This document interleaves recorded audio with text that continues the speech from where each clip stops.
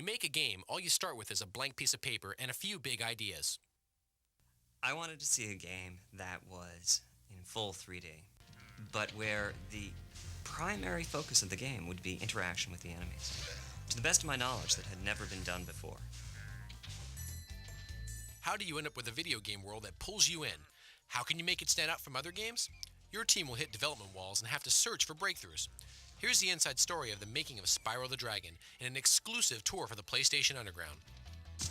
The most difficult part was the beginning, determining what kind of game we were going to do after Disruptor.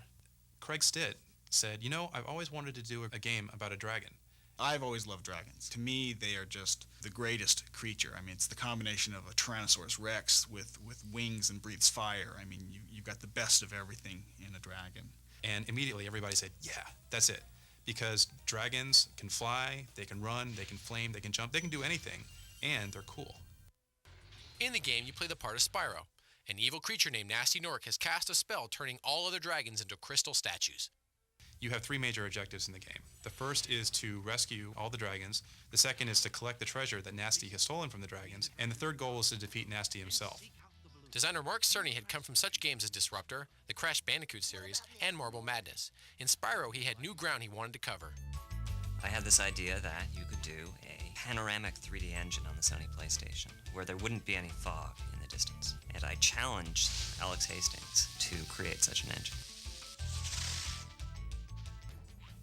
Most of what it takes to pull off that sort of panoramic engine, it comes around in, assembly draw routines. In fact, I told him very specifically how to go about creating it.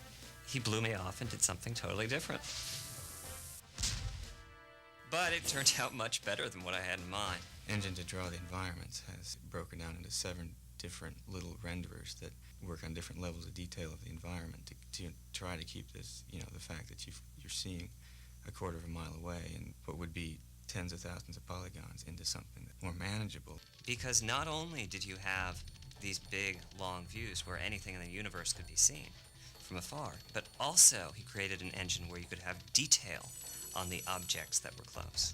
The real trick is that in every transition we try to do is a fade or morph transition, something where you're not going to see it. I think there's never been a console video game where you got both of those. He had to write some damn good code. The fact that this game is coded specifically for the PlayStation is probably our biggest advantage.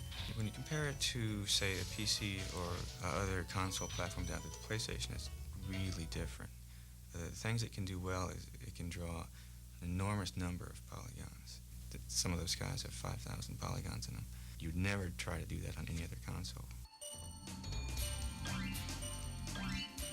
Well, I think the flying levels really were a surprise for us. Everybody loved it. We made sure that we had more of them.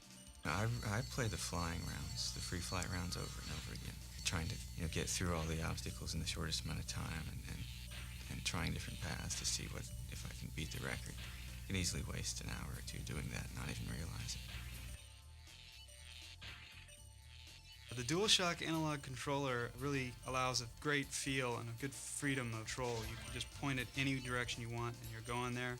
And they've integrated the feedback in there too. You can ram yourself into a wall and you'll just feel it come back at you. The game also has features especially for hardcore gamers. In every single instance where you can super dash, there is a secret place you can get to. That is our challenge to all the really good players out there. Not to go out and buy a hint guide or read about it in the magazines, but to find out for themselves where it is they can go or what it is they can do. Another feature that pulls you in is the soundtrack. Spyro includes some well-known voices. Don't worry, the only one who's going to be trapped is him. When we were putting together the voice of Spyro, we talked to Carlos Alazraqui first and last, as it turned out. I think we went through about maybe 5 or 6 versions, where He was like really, really young and had Lionel up in the nose, and then he was like really cooler and older, and they actually recorded something like that. But then they found out he was too mean. so then we just kind of did a mixture in between the two, where it's kind of like he's really kind of a go-getter kind of guy and kind of tough, but really kind of nice.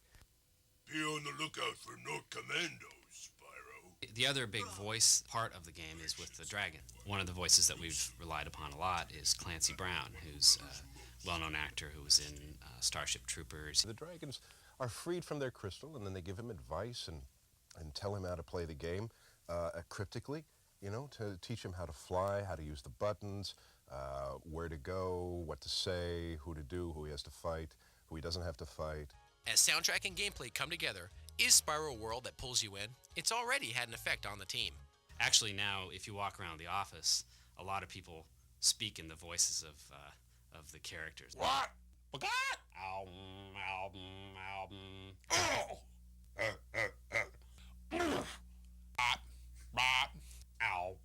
You're gonna put that on the tape, I know. That's the only thing I'm gonna have on there.